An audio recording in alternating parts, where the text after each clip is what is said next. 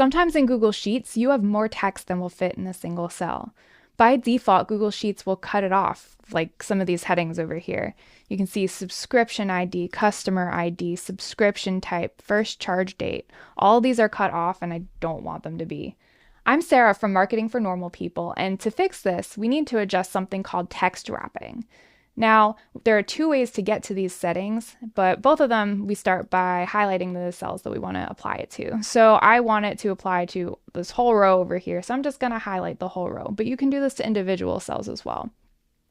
Now, once you have the cells that you want highlighted, you can go up to Format, and then Wrapping.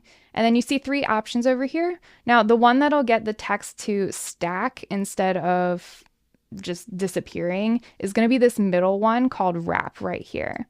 So you can do that and see how the text is now stacking instead of just disappearing. Now I'm going to undo that and show you the other way, which is a little bit easier. So we can go up to this little icon right here, and it's this middle one again. So yeah, that works too. And that's about it. Text wrapping lets you control the content of your cells and make sure that things don't get cut off. If you want to learn another trick for making your cells more readable, I show you how to make alternating colored rows for your spreadsheets in this video right here.